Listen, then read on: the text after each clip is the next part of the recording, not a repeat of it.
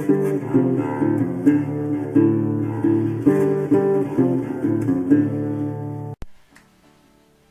guys, welcome back to another gun wall review. Today, we're taking a look at my Remington 700 ADL. Now, first thing to tell you about the ADL, this is the base ADL.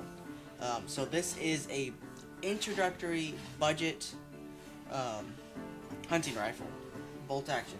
Now, I will tell you this, there are cheaper ones out there, and I've shot a couple of the cheaper ones. I think the Savage Axis is a little cheaper, and the Ruger All-American I think is the cheapest you can get in this class of guns.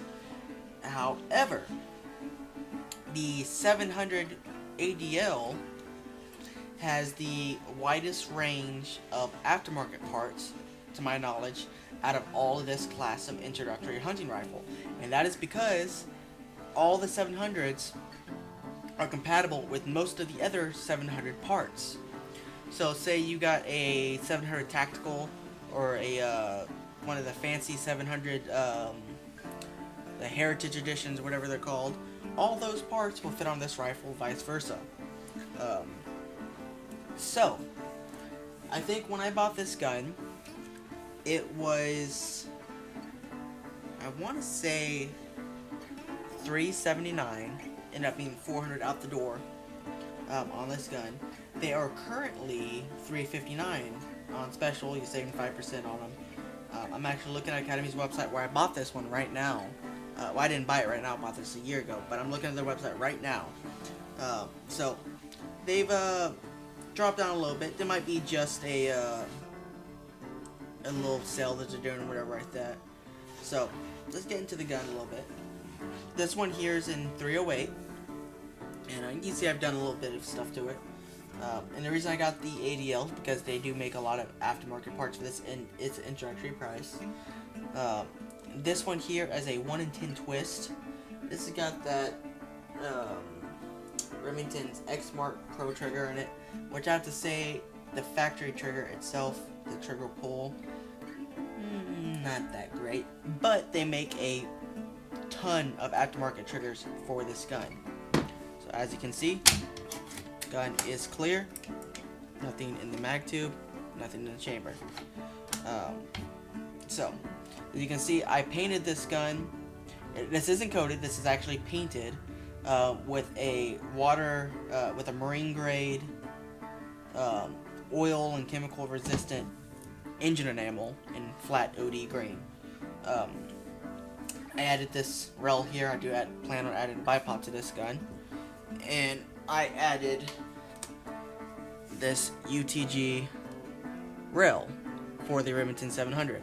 Now, most of these, when you buy them, I bought one new about 4 years ago, and it came with a scope on it. However, when I bought this one new, it did not come with a scope on it. Easy basic, it says Remington model 700.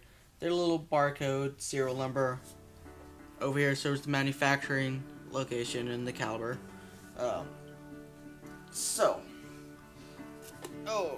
Put that right there. So this gun here, I actually have actual stats today.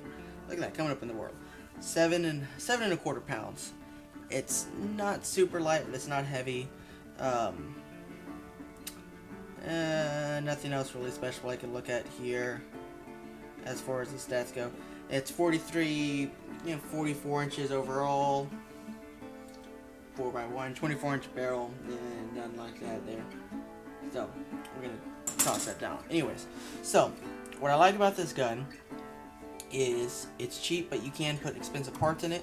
Now let's talk about when you buy a lower end gun, your bolt.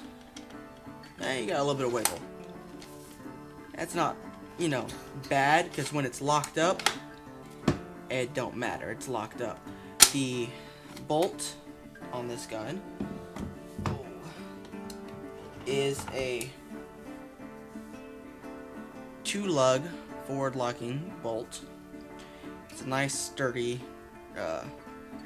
handle on it, some checkering for gripping, nothing too fancy, stainless steel firing pin sear on it, and you can get all kinds of fancy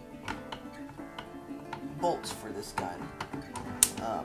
Like I said, anything that will go on any of the higher end models will go in this gun. They come factory with a composite stock. You can get these, the ADLs, in a wood stock, and they do come factory with a nice thick squishy butt pad and of course swivel studs. Now on this one here, I'm going to do a video on this scope specifically. This is my eBay special Pinty 6x2450 illuminated scope. I'll show that in another video because I got a little bit to say about that. If you're looking for a introductory hunting gun, this is a good one to go with. And here's why. Say you're first getting into hunting, you want a cheap bolt action, but you want something new. These come with a 2-year warranty. I think there's usually like a $25 rebate on them. It was when I bought it. But you're looking for an introductory gun, just getting into hunting. You're not going to be shooting 1,000 yards starting out. Chances are, when you're first starting out, you're going to be sitting in a blind shooting 75 to 150 yards. This is perfectly fine for that. You're not going to have any problem sighting this gun in for 150 yards. And it's not going to have any problem shooting 150 yards with decent ammo. And I will beg to say that as is, with practice and the right ammunition and the right scope on it, you probably could take this out to 600, 700, maybe even 1,000 yards if you have the right ammunition, right scope on it, and the practice. Starting off, you're not going to do that. Now, the plan I have for this, one of the reasons I want this gun, wanted this gun specifically, is there are a bunch of companies that make stocks for this gun. And some of those stocks come with 10 round and 5 round detachable magazines. And that's what I'm going to go for this gun here, coming up eventually. I'm not sure exactly when, but when I do get around to that, I will get to that. Now, I've shot this gun. I haven't shot it a whole lot. I've yet to take anything with it yet. I'm going to try to change that this year. Last year I didn't hunt a whole lot. This year I've only been hunting once so far. So we're going to change that here this year. I got some shooting footage at the range with it. I didn't really sight in the scope real tight. I just kind of laser bore sighted it from one end of my apartment to the other, get it on paper. I think the scope was 5 inches off to the left, about 5 inches high, and you'll see that with the paper targets when I show you. But you also see where I was able to compensate. You'll see where my first shot hit, and then where I compensated to where it was hitting and getting bullseyes with the gun at the range I was at. And I don't know, I think I maybe took it out to 75 yards. The scope, it might have been less. It focused in at about 40 yards.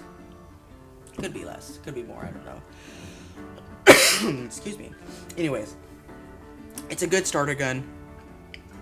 I guess the rust bluing on it, if you're in a moisture climate like I am, you might want to go ahead and invest in coating it or painting it in something to keep it from rusting. I'll include a link to this rail that goes to this here, goes to this rifle. I believe I got this on eBay. I can't remember how much it was, but I'll include that link. And I'll include a link to the gun where I got it at Academy. If you're starting out, I would recommend this gun here, simply because it's a cheap starter gun, but you have the option to make it a nice gun if you want. You could drop a nice bolt in it. You can drop a nice trigger in it.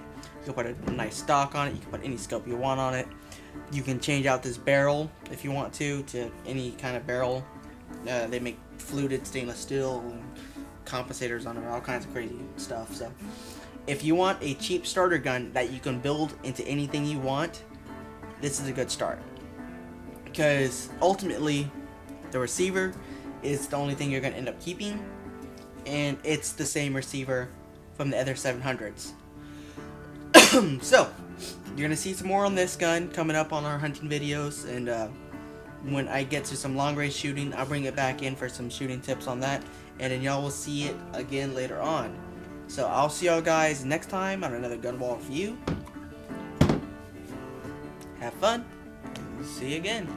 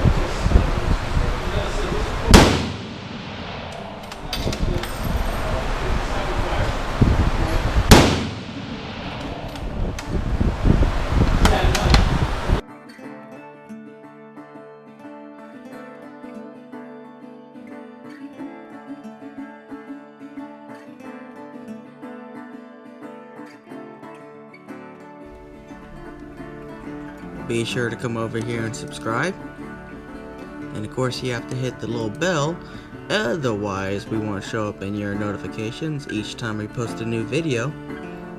And check us out on Facebook and give us a like. We post all of our content there as well, as long as some pictures that we take. Speaking of Instagram, you can check us out on Instagram too. We post all of our pictures, some short clips that don't end up on YouTube, along with a little bit of funny stuff, some game recipes, and we're also on Twitter. You can check us out on there, some of our posts. We keep everyone kind of in the queue along what we're onto and what we're up to and what we're doing, along with some other posts about some other things that we like. So be sure to check us out on Patreon. We could always use the support. We got a lot of cool stuff coming up, but that stuff kind of isn't cheap, so every little bit of support helps and will help us get out some good content for everyone to see.